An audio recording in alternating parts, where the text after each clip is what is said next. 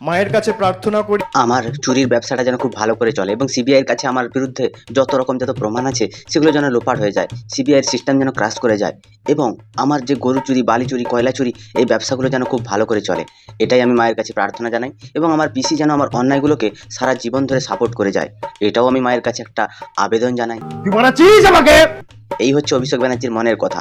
এনারা মায়ের কাছে যে কী চান বা মাকে এনারা কোন পর্যায়ে নিয়ে গেছেন আজকে সেটা নিয়ে আলোচনা হবে এবং প্রতিনিয়ত আমাদের দেশের প্রধানমন্ত্রী এবং দেশের স্বরাষ্ট্রমন্ত্রী তথা দেশের বিভিন্ন মন্ত্রীদের প্রতি এনাদের যে কুরুচিকর একটা মন্তব্য আছে, আজকে সেই মন্তব্য নিয়ে এনাদেরকে উদুম চাটাই হবে। তো চলো আর বেশি না বকে ভাট, আজকের ভিডিওটা শুরু করা যাক। তো হে বাঙালি, হ্যালো বাঙালি, নমস্কার বাঙালি, কেমন আছো তোমরা সবাই? আশা করি অনেক অনেক ভালো আছো। তো আজকের একটা নতুন ভিডিওতে তোমাদের সবাইকে অনেক অনেক স্বাগত। মায়ের করুণায়, মায়ের কৃপায় মুছে যাক সকল গ্লানি, সকল শোক। এবং অভিষেকের যে চুরি আছে সেই চুরিটা যেন দীর্ঘায়িত হোক এবং সে বছর বছর যেন এইরকমভাবে চুরি করে যেতে পারে এবং মানুষের টাকা ছেড়ে দিয়ে সে যেন বারবার আমেরিকায় গিয়ে তার ডাক্তার দেখাতে পারে এবং তার স্ত্রী যেন সোনা নিয়ে প্রতিবারে ধরা পড়ে বিমানবন্দর এবং তার ক্ষমতার জোরে তাকে ছাড়িয়ে নিতে পারে, এটাই মায়ের কাছে কামনা করি। চারিদিকে কল্লোলিত হোক সত্যের জয়ধ্বনি। হ্যাঁ, ওই সত্যটা তোমার পিসিকে বলো যে ওই সত্যের কলধ্বনিটা যেন তোমার পিসি সারা পশ্চিমবঙ্গ জুড়ে ছড়ায়, কারণ তোমার পিসি এই পরিমাণে চিটিংবাজ যিনি আমাদের প্রতিনিয়ত ঠকিয়ে চলেছেন। উনি নাকি সব করে দিয়েছেন, এর আগে নাকি কিছু হয়নি, আর উনি হচ্ছেন বিশাল জ্ঞানী। উনি একাধারে সায়েন্টিস্ট, একাধারে তিনি আইনজীবী, একাধারে তিনি শিক্ষক, একাধারে তিনি সাহিত্যিক এবং একাধারে তিনি চিত্রশিল্পী। কি গুণ তার মধ্যে নেই! এবার আবার দেখছি যে তোমাদের মন্ত্রী ইন্দ্রনীল ঘোষ তার নাকি গান কম্পোজ করছে, তিনি নাকি সুরকার এবং গীতিকার। ছোটোবেলায় গান শিখতেন, তারপরে তিনি কিভাবে সুরকার এবং গীতিকার হয়ে গেলেন সেটা ভগবান, আল্লাহ আর হয়তো জেসাস এরা জানতে পারে, জানে বলছি না, হতেও পারে।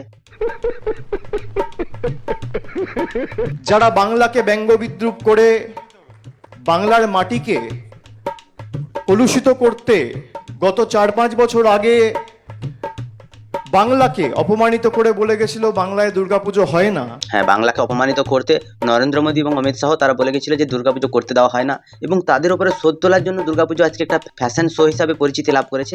এখানটায় দেবীর আরাধনার জন্য দুর্গাপূজা হয় না, এখানে তাদেরকেই দেখানোর চেষ্টা করা হচ্ছে যে আমরা পুজো করছি। মানে এগুলো হচ্ছে কি দেখনদারি, আর অন্য কিছুই নয়। মানে তোমাকে যদি কেউ বলে আই তোর তো বাইক নেই, তোমার কাছে টাকা থাকুক কি না থাকুক, তোমার বাপের অথবা মায়ের কিডনি খুলে নিয়ে গিয়ে গাড়ি এনে মোটামুটি তাকে দেখানো দরকার। সেরকম পশ্চিমবঙ্গের মানুষের বুকের উপরে পা তুলে তাদের করের টাকা নিয়ে ক্লাবগুলোকে দিয়ে মোটামুটি পুজোটা আমরা করছি। এমন কিছু আমরা ছেড়ে নিয়েছি যেটা পশ্চিমবঙ্গে আর কেউ ছেড়তে পারেনি।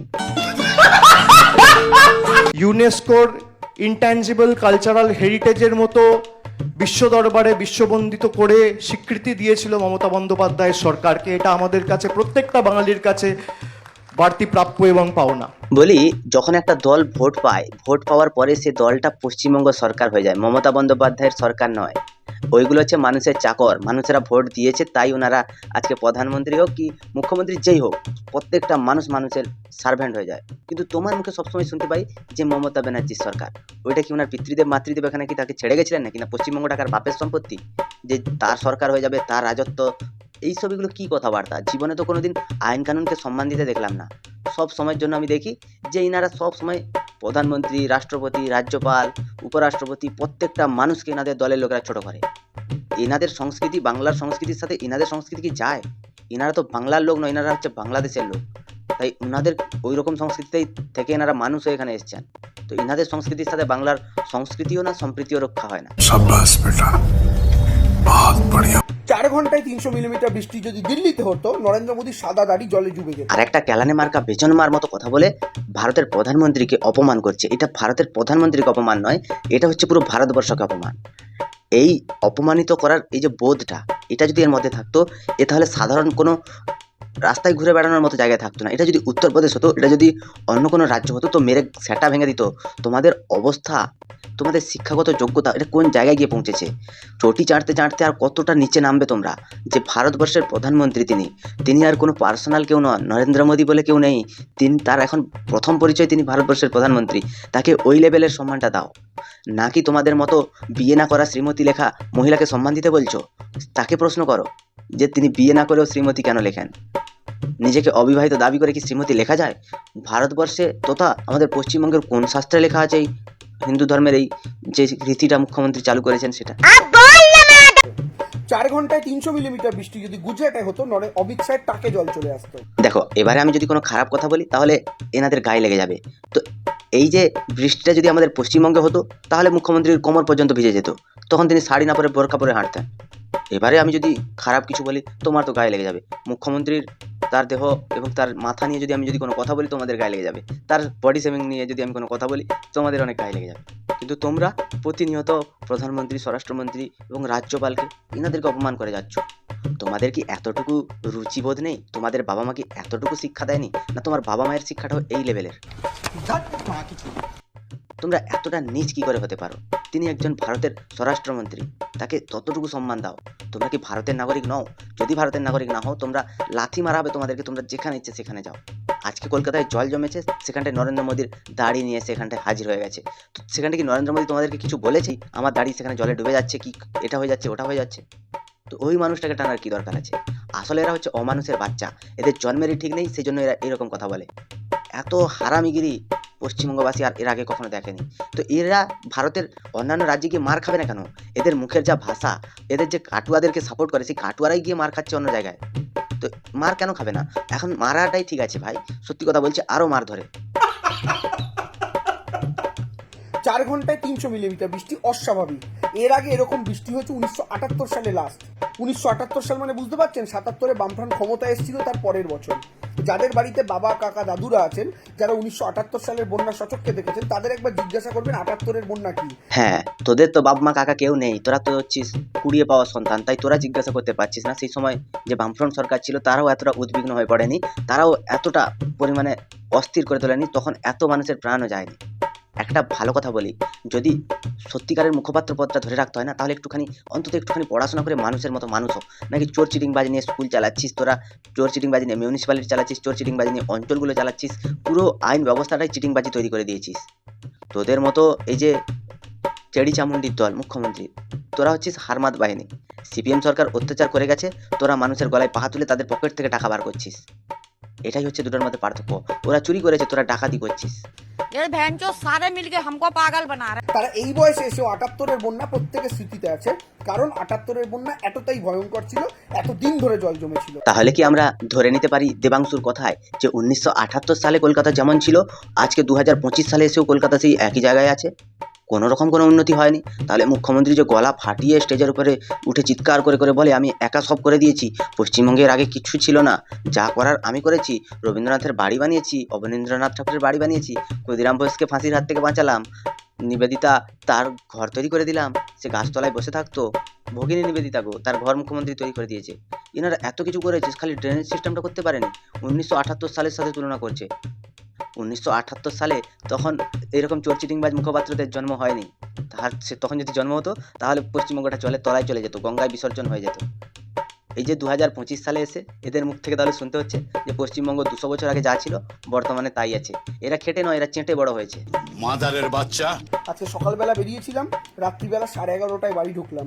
উত্তর কলকাতা, দক্ষিণ কলকাতা, মধ্য কলকাতা এবং পূর্ব কলকাতা অর্থাৎ সল্টলেক নিউ টাউনের একটা বড় পার্ট গাড়িতে করে যাওয়ার সময় গেছি, আসার সময় এসেছি, কারণ 5-6 জায়গায় আমার প্রোগ্রাম ছিল।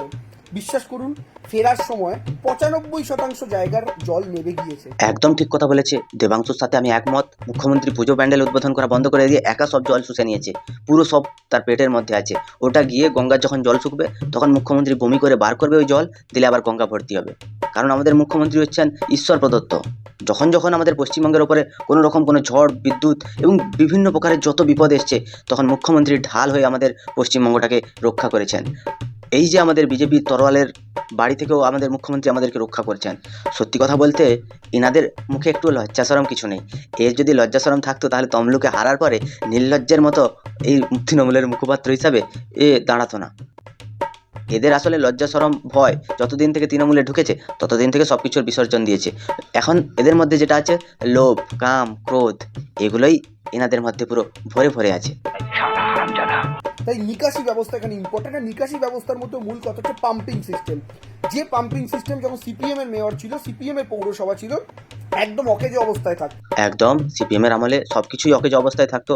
আর 2011 সালের পর থেকে মুখ্যমন্ত্রী নিজে হাতুড়ি এবং বিভিন্ন প্রকারের রেঞ্জ নিয়ে এবং পানহা নিয়ে তিনি ওই পাম্পগুলোকে সব ঠিক করেছেন। এবং তাদের যে ববি হাকিম আছে না, সে সব মোটরগুলোতে সব গেচিং করেছে। সব গেচিং করার পরে সে মোটরগুলো আবার আগের মতো করে চলেছে। ঢপ মারতে মারতে আর কোন পজিশনে যাবে এরা? আজ পর্যন্ত 14 বছর হয়ে গেল তৃণমূল সরকার শিক্ষা, স্বাস্থ্য এবং আইন ব্যবস্থাকে ঠিক করতে পারলো না। এরা নাকি ড্রেনেজ সিস্টেম ঠিক করেছে। সব কিছু অকেজো হয়ে পড়েছিল, এরা আসার পর থেকে সব আবার সচল হয়ে গেল। কোন ধরনের এরা বাটপাড়ি চলছে ভাই? এরা যা বলবে সেটা মেনে নিতে হবে, কারণ এরা ক্ষমতায় আছে। ক্ষমতার জোরে এরা কারো যে কারোর সাথে যা কিছু করতে পারে।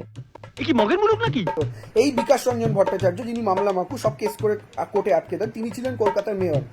যখন কলকাতায় বৃষ্টি হতো তাকে খুঁজেই পাওয়া যেত না, তিনি লন্ডনে গিয়ে বসে থাকতেন বা অন্য জায়গায় গিয়ে বসে থাকতেন বলে শোনা। যেমন মুখ্যমন্ত্রী তেমন তার মুখপাত্র। যখন মুখ্যমন্ত্রী স্টেজে ওঠেন তখন বলবেন, এই একটু আগেই শুনলাম আমাদের ভিন রাজ্যে কোন এক শ্রমিককে মারতে মারতে মেরে ফেলেছে। এই একটু আগেই শুনলাম বিজেপির কোন একটা নেতা সে হচ্ছে চুরি করতে গিয়ে ধরা পড়েছে।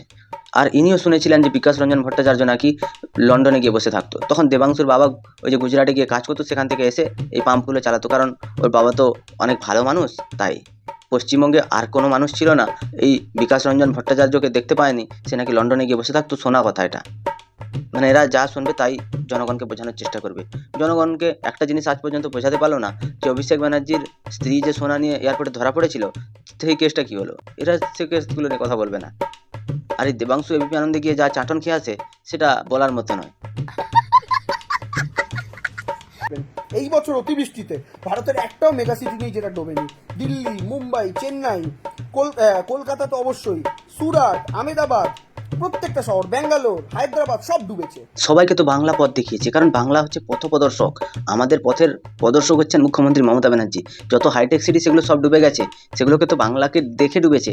তারা ভেবেছে হাইটেক সিটিগুলো যে বাবা বাংলায় জল জমেছে, তাহলে আমাদেরকেও জল জমাতে হবে।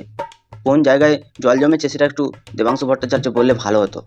এই জায়গাগুলোতে বেশি করে জল জমেছে বা খতিয়ান দিলে ভালো হতো। মুখের কথা তো এখন মানুষ বিশ্বাস করে না। তো দেবাংশু ভট্টাচার্য তিনি নিজের বেজ্জতি আর কত করবেন সেটাই আমার তার কাছে জানার বিষয় আছে। এতটা পরিমাণে অপদার্থ, মূর্খ এবং অসভ্য প্রকৃতির মানুষ এটা পশ্চিমবঙ্গবাসী আর দেখেনি। কথায় কথায় এনারা সবসময় বিজেপির দোষ টেনে আনে। আগে সিপিএমের আনতো, সিপিএম যখন শূন্য হয়ে গেল তখন এখন বিজেপির দোষ টানছে। চোরের মায়ের এত বড় গলা হয় বলে আমরা বিশ্বাস করতাম না, কিন্তু এখন টের পাচ্ছি।